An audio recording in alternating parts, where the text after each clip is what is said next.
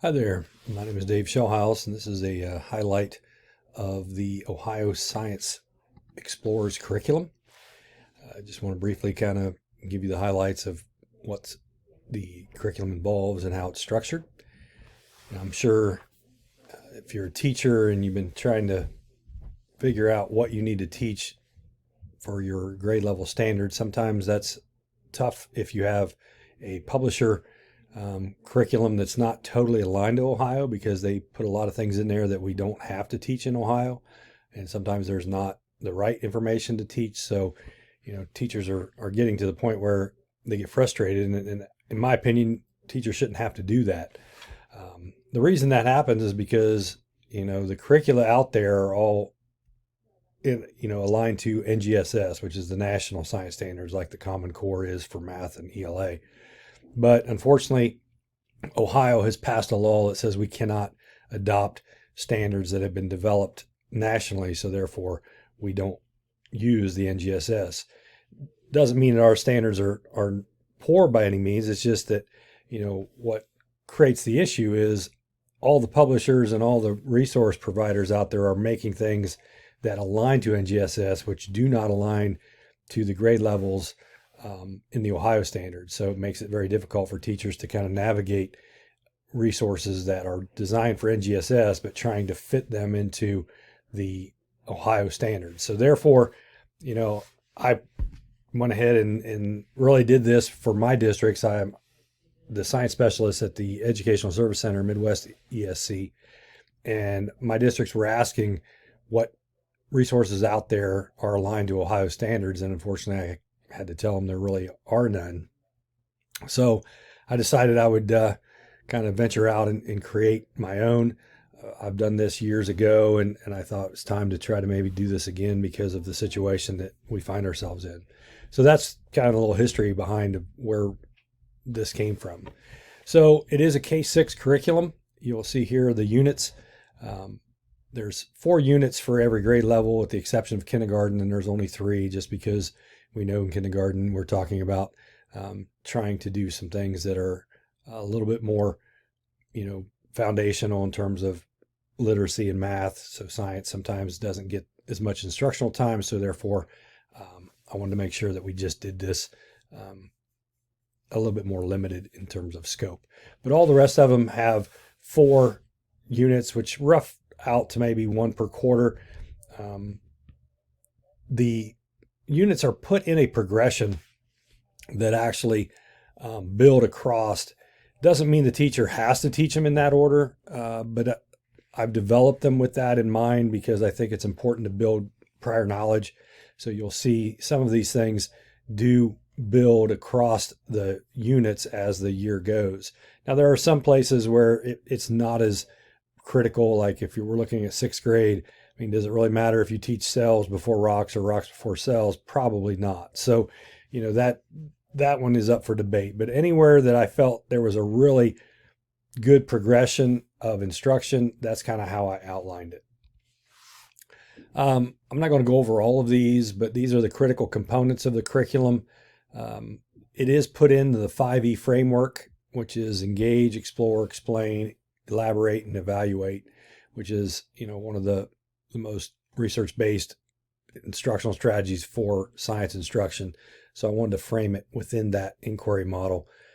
So one of the things that is really big here is we want to make sure the kids are engaged in the activity and explore the concept before we go to the explain.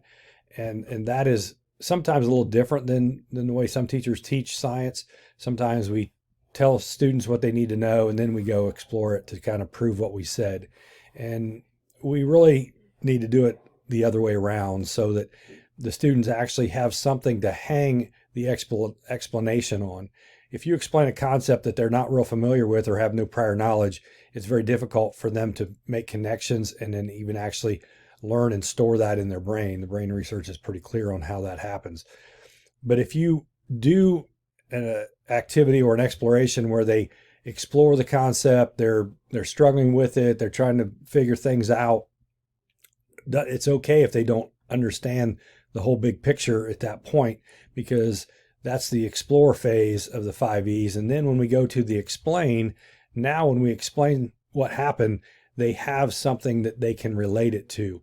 And that is critical to build knowledge and understanding of concepts. So that's one thing that this is kind of built around. And we kind of do the same thing with vocabulary. We want students to really kind of engage in the exploration and determine those terms that maybe they weren't sure about. And then we can come back and talk about them in context of what they experienced, so that we can then develop the vocabulary and the definitions around the context of what we were exploring. And then there's obviously a lot of other things that we do in the curriculum, but the other one is we try to integrate other content areas where it's possible. And that's a little bit more K-1 than it is throughout the upper grade levels, but we always try to have some type of literacy connection to reinforce those literacy skills, because we know through elementary that it's important to continually revisit and reinforce those literacy skills that students need to develop over time. It is developed on the Google platform. Most of our districts were Google schools, so it made sense for me to develop it in Google. And I know across the state, that's kind of a common platform that a lot of schools are using. It doesn't mean you can't use this in another LMS. You could, obviously use it in Schoology. You would just have to, organize the resources in a different way. But if you're on a Google, it makes it really nice because you can assign a lot of these things through Google Classroom, and it integrates right into Google. The curriculum is built around unit organizers. When teachers get access to the curriculum, they get a unit organizer, which is a Google Doc that has all of the information they need to teach that unit. And I'll go over one live with you here in a second, but I want to just kind of highlight what it looks like. And all unit organizers have the same thing. They have the explorations, they have the direct standards alignment for Ohio, they have the unit summary, they also have the I can statements or learning targets. We have teacher background information and notes that basically come directly from the model curriculum from the Ohio Department of Education, because that's kind of gives us a pretty good guide of what we really need to make sure students need to understand and know at the specific grade level. So there's no sense in reinventing that. I just wanted to make sure that we included it in this document so teachers don't have to go to 3 different documents to find some of this information. And then the learning progression of the 5E model is outlined with all of the hyperlinks directly to all of the resources that you need to teach the unit. Some important features for grades 4, 5, and 6, they all include digital interactive notebook templates. I'll just kind of pull one up here. It's basically a Google slide deck that has all the information from the unit already loaded in, with links to those different slides and activities that we do during this unit. The learning targets are there. The videos that we use in the unit are already embedded in their notebook so that they can access that if they're absent, or they can access it and watch it again at home using their laptop. A lot of our districts are 1-to-1. If you're not 1-to-1, this may not work as well for you, but if you are, it's a great way to have students be able to have some of the content always with them with their Chromebooks or their laptops. We have out activities where we ask students to a question, and then they can record those also in their notebook. We can have the activities where they can record all of their observations and data. So it's just a place that they can compile all of the information that we're going over in the unit in one place. Teachers are more than welcome to add slides. If you interject another lesson that you like in this unit, you can add slides. But it's a nice template to start from so that the teacher doesn't have to start it from scratch. So all units in grades 4, 6 have those. I didn't go lower than that just because of the technology requirement and skills I don't think are appropriate for lower grade levels. All the lessons can be assigned, as I said, through Google Classroom. For instance, like this is a second grade lesson, I believe, on condensation and evaporation. It is a Google slide. You can assign this or print it off. This is an 8.5 by 11 slide, so you can print it off and then they can cut them out and then move them. Or it can also be assigned electronically and do a drag and drop where the students can then move the different components to the correct answer of what the picture is showing. Or you can do that whole group. So the teacher has a lot of flexibility in terms of what they can use that for. All of the units have links to YouTube videos.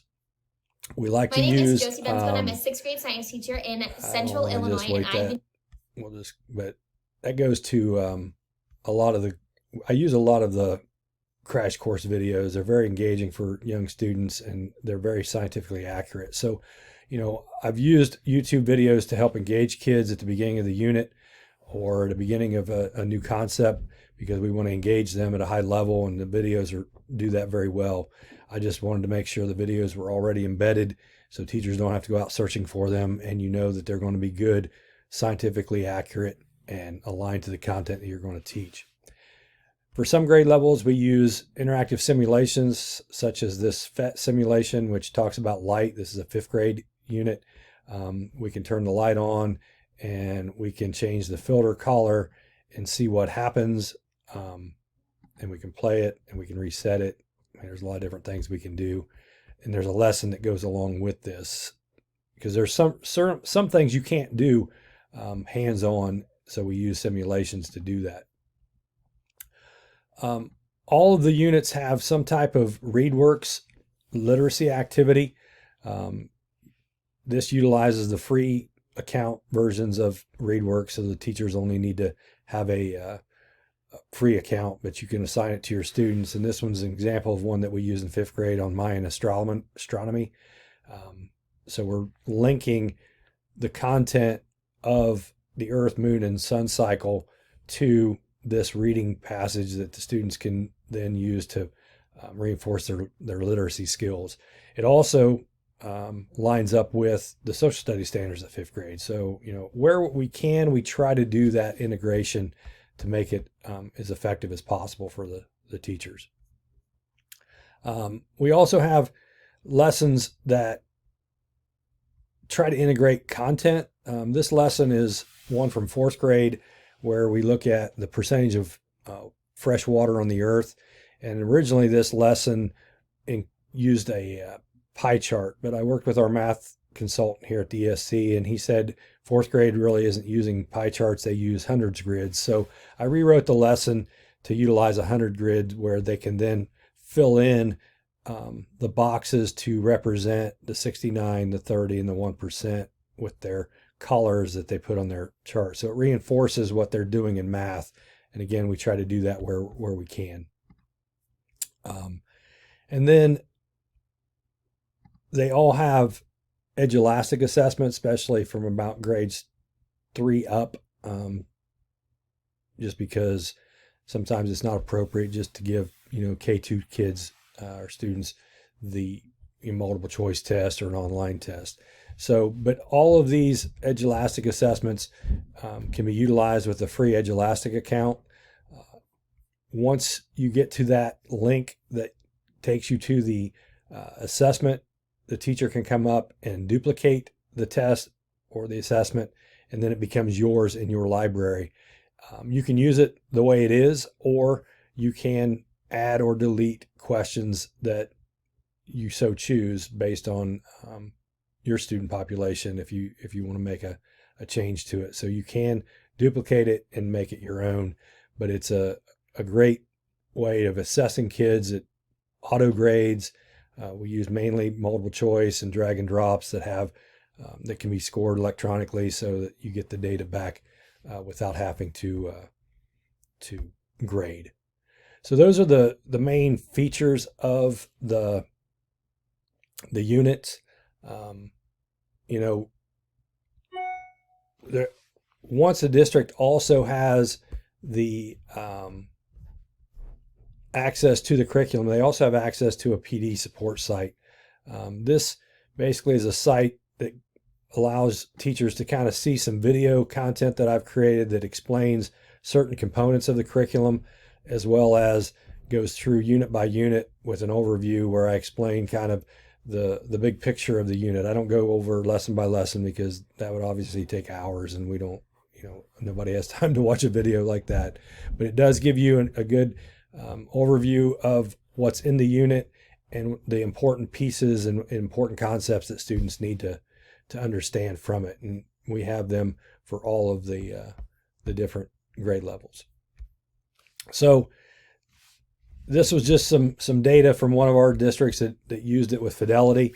I don't, make guarantees that it's going to, have drastic effects on your data, but what I wanted to show is that it is allowing our districts to be successful in teaching science, especially at the 5th grade, where we have some data from the science test. Now, the district that has a 93% passage rate, it is a fairly high performing district, so I'm not going to say that they're the curriculum made that be automatically a 93, but it kept them and maintained and actually increased their high performance even more. So I felt good about that. The other one, the 85, was actually a first-year teacher who never taught science. Science wasn't her thing, and she used the curriculum verbatim, and she ended up having an 85% passage rate, which I thought was pretty impressive given the fact that it was a new teacher and not being their subject area content background, because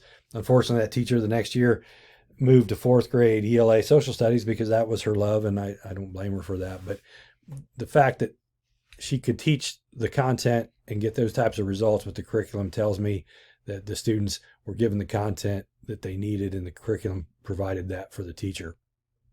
The other important piece there is how many students scored at the accelerated and advanced. And that really, to me, is more important than the passage rate, because that tells me that students really understood the concepts deeply.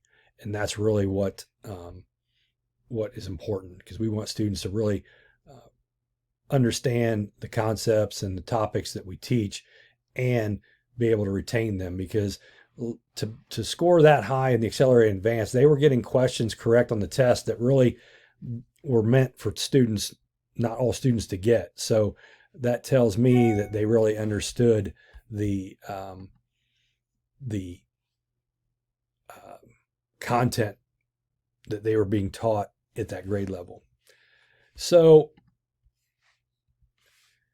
we'll look at a real quick view of the unit organizer live, just to kind of give you a walkthrough. I'm not going to spend much time because the video is already probably longer than it needs to be. But there is always a printable version, because when you get access to the organizer, you can't print, share, or make a copy of it. And there's a reasons for that. One is obviously proprietary, so that it's not shared throughout the state. But more importantly is it always gives you the most recent version of the unit organizer. Because if I go in and I add a resource, or I change a link that might have went bad, if you make a copy of it, then you don't have access to the most recent version. So this way, no matter what, you will always have the most recent version of the unit organizer. But if you want to print it, there is a printable PDF that you can print off and then use as a hard copy. But you'll notice as I went through the different components, you'll see that they are all the same. Here's the teacher background information that comes from the model curriculum, kind of explains where the content is taught before and after, which is always nice to know for the teacher.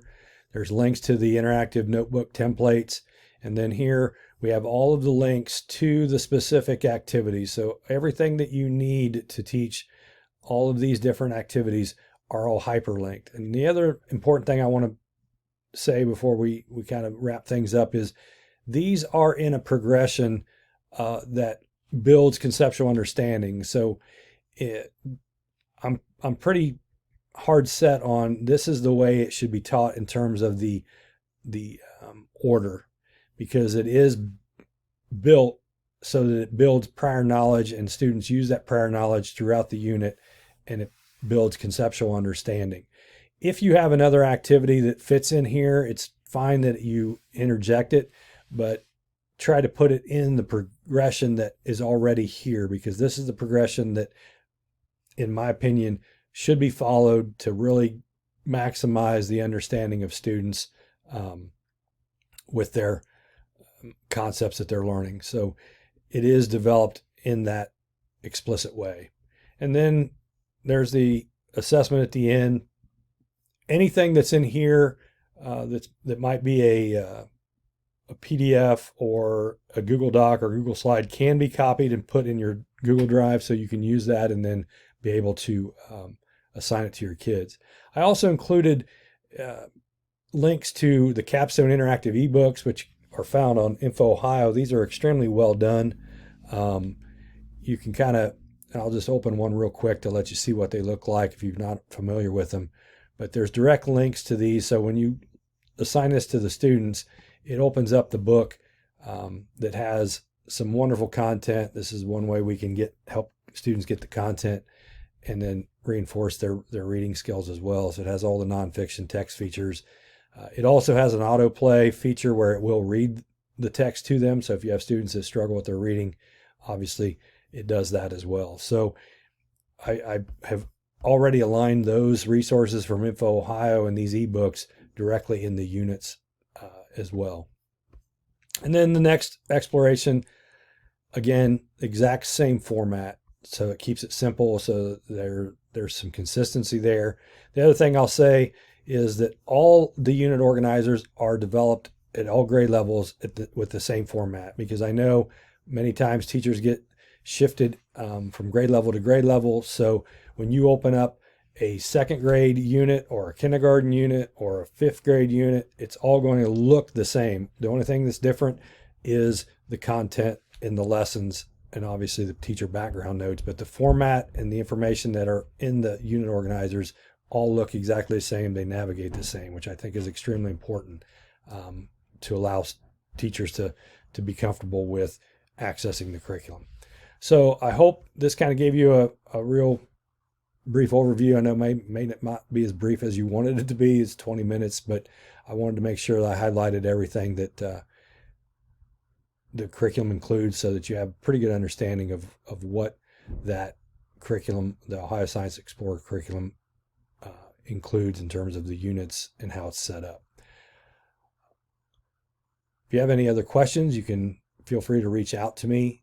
You can also look at and visit our website, ohioscienceexplorers.com, and that's also a QR code. And then there's my email address if you have any questions. So again, thank you so much for watching, and I look forward to hearing from you.